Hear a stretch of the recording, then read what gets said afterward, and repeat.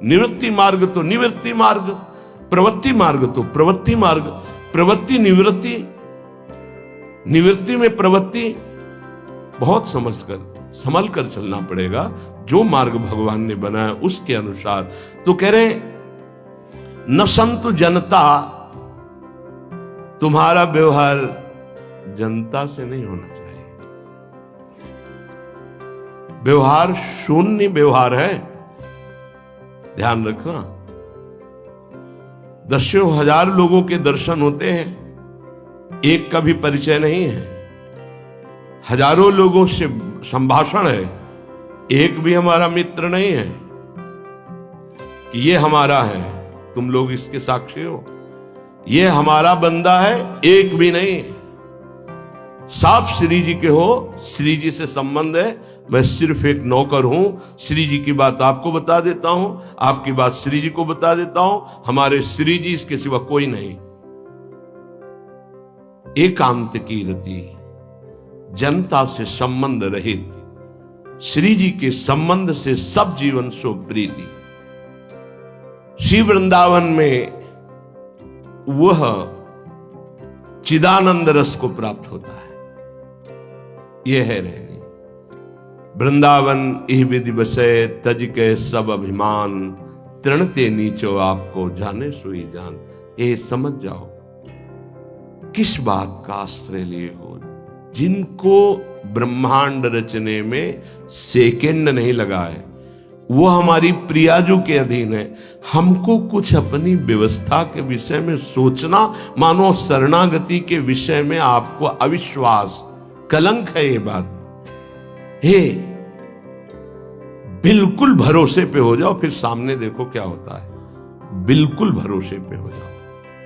गुरुजनों ने कभी भी अन्य आश्रय नहीं होने दिया, कभी भी अन्य जगह जगह बचाते। वो जानते हैं कि अन्य आश्रय, धन का आश्रय, वस्तु का आश्रय, व्यक्ति का आश्रय, ये तुमसे सच्ची बताते हैं। गुरुजनों की कुछ बातें बाद में समझ में आती, पहले समझ में नहीं आती। केवल श्री जी का भरोसा रखो, जिसने आज दिया है वही कल देगा। जब गुरु जी को कोई कहता कि कभी काम में आ जाएगी ये वस्तु, रख लो, तो बोले इसी को मिटाने के लिए बाबा जी हुए हैं। जब कभी काम में आनी होगी तो तुरंत श्री जी भेजेंगे, हम इसको पहले से क्यों रखें। ये हमें चाहिए कि केवल श्री जी का आश्रय लेकर वृंदावन वास हो। देखना कितना आनंदित रहोगे। फिर रोना आता है, तुम्हारे आंसू फिर निकलेंगे। जब आप एकांत में होंगे, आपका कोई नहीं होगा और आपकी परिस्थिति विपरीत होगी, तब जो शरणागति होती है वही भगवत प्राप्ति कराती है। जब तक विपरीत परिस्थिति नहीं आएगी तब तक शरणागति परिपक्व नहीं होगी। बात लिख लीजिए, चाहे वो द्रौपदी जी हो, चाहे गजराज गजेंद्र जी हो, चाहे कोई भी हो। जब ऐसी विपरीत परिस्थिति आए कि कोई भी सहयोगी नहीं रह गया, तब शुद्ध शरणागति और भगवत साक्षात्कार। उस दिन के लिए तैयार रहो और मांगो कि हमारी आसक्ति का नाश करने के लिए परिस्थिति ऐसी दे दो प्रभु कि सिर्फ आप पर दृष्टि हो, सिर्फ आप पर, ना कोई हमारा, ना हम किसी के, सिर्फ आप। मेरे तो गिरधर गोपाल, दूसरों न कोई। बात समझो, सत्संग की बात को समझो, परमार्थ की बात को समझो। तो जब कोई हमारे जीवन में प्रश्न आता तो जो नील चादर ओढ़े हुए विराजमान है, उनकी चादर की तरफ देखते, आकाश की तरफ। बाहर निकलकर आकाश की तरफ देखते हैं। तत्काल उत्तर मिला है हमको, तत्काल भाग, यहां से भाग। झोला टांगा, रात्रि में भागे, जब भागे तब रात्रि में भागे। भागो भागो भागो, भागते भागते अब पायो परम विश्राम।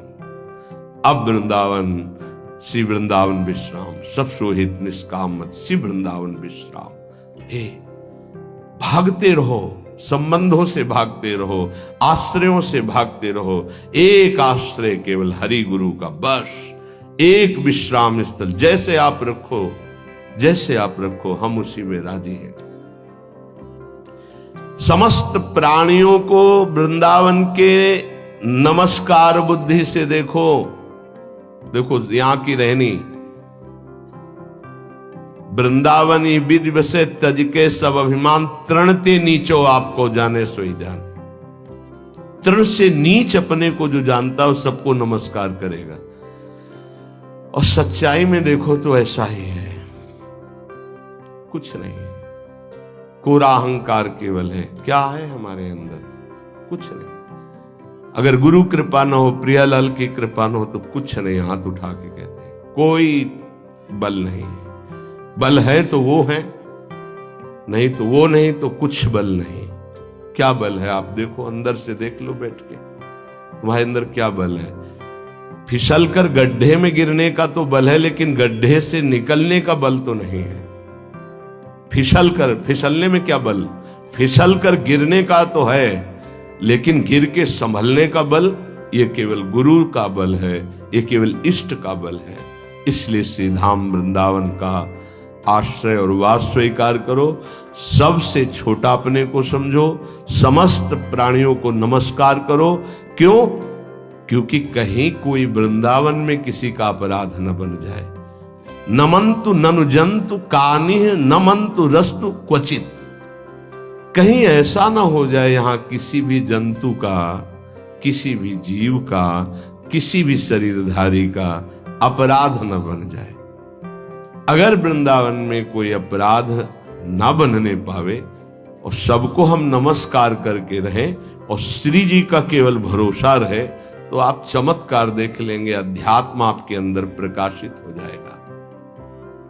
जैसे जैसे अध्यात्म प्रकाशित होता है, वैसे वैसे शांत होता चला जाता है, मन शांत होता चला जाता है, कोई वासना हृदय में नहीं रहती। पूज्यपाद श्री उड़िया बाबा जी महाराज से प्रश्न किया, पीछे वर्णन किया गया था कि बड़े बड़े महापुरुषों की ये लोग निंदा क्यों करने लगते हैं, क्यों द्वेष करने लगते हैं? वो तो किसी से द्वेष नहीं करते। जितने महापुरुष हुए उनकी निंदा हुई है, वर्तमान में जितने हैं तो आप देख लो सैकड़ों अगर नमस्कार करने वाले तो कुछ निंदक आपको मिलेंगे। ऐसा क्यों होता है? क्योंकि संत तो किसी से द्वेष नहीं करते, द्रोह तो उनके हृदय में होता नहीं। अद्वेष्टा सर्वभूतानाम, फिर ये क्यों होता है? निंदा क्यों करते हैं? तो कहते भगवान की दो शक्तियां हैं, एक है माया और एक है प्रेम भक्ति। जो प्रेम भक्ति से विमुख, उनके हृदय में माया शक्ति का प्रभाव रहता है। यद्यपि उनका द्वेष भी इसी से होता है। उनकी महानता देख करके वो वहां चल तो सकते नहीं, तो उनका द्वेष बन जाता है। महानता देख करके उसमें चल नहीं पाएंगे। जैसे कहावत में आता है कि एक अंगूर को बहुत कोशिश की पाने की, जब नहीं मिले तो खट्टे हैं, प्रयास किया लेकिन नहीं मिला। तो उनका प्रयास माया जनित है, तो प्रेम या भक्ति या सद्गुण या भगवद आश्रय नहीं धारण कर पाते, तो उनको द्रोह हो जाता है संतों से। अब नरसिंह मेहता जी का चरित्र देखिए, बड़े बड़े भक्तों का, उन्हीं के गांव के लोग, उन्हीं के घर के परिवार के जनों ने ही द्रोह पैदा कर दिया। द्वेष, निंदा, मारने की चेष्टा, अपमान, ऐसे। अच्छा सोचो, उड़िया बाबा जैसे महापुरुष से क्या कभी ऐसा हो सकता है कि उनके मारने के लिए आदमी लगा दे? विचार करके देखो। पैसा देकर भेजा गया था कि सत्संग में जाके नाक काट लो। वो आदमी चुपचाप चाकू लेकर के आया और प्रणाम के बहाने तो संतों के सामने कौन रोकता?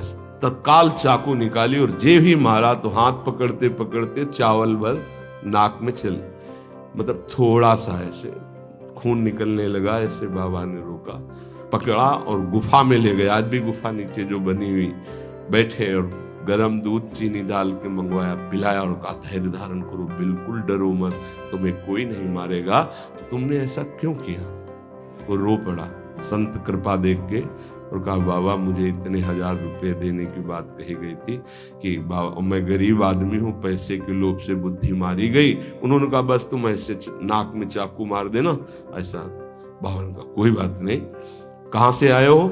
बोले हाथरस के हैं।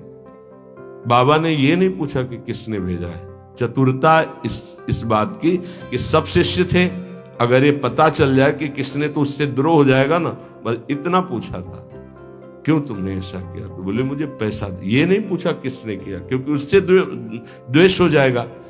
अपने शिष्यों से कहा शपथ है हमारी, इसे डांटना भी नहीं, और हाथरस की बस में सुरक्षित बैठाल करके आओ, चलो जाओ। बोलो ऐसे महापुरुष को फिर बाद में लीला, द्वेष की हद हो गई, संसार द्वेष की सूली पे चढ़ा दिया, जहर पिला दिया। मीरा जी को जहर पिला दिया, प्रहलाद जी को क्या? क्यों ऐसा करते हैं लोग? बोले माया से आसक्त चित्त वाले जब भक्त को देखते हैं तो उनके अंदर गाली देने का मन होता है, जलन पैदा होती है। स्वभाव ऐसा स्वाभाविक है। उनके हृदय में इतना द्वेष पैदा होता है कि वो दुष्ट हृदय कैसे इनकी हानि हो, बस ये सोचते हैं कैसे इनकी।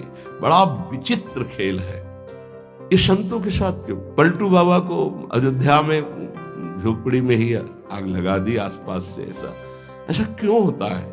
तो बोलिए माया शक्ति कि जिसके हृदय में माया का प्रभाव, मलिन हृदय होता है, वो संतों से स्वाभाविक द्वेष करते हैं, जो कि द्वेष के पात्र नहीं है। वो किसी से वो द्वेष नहीं करते। एक संत आप चरित्र उठा करके देखो, संतों से द्वेष करने वाले प्रत्येक महापुरुष के जीवन में देखा गया कि द्वेष करने वाले, और कोई कोई तो उन्हीं के पार्षदों के रूप में द्वेष करने लगे, उन्हीं के पार्षद बनकर उनकी खिलाफत करने लगे, और उन्हीं के पार्षदों के द्वारा उनको सूली पर चढ़ाया गया।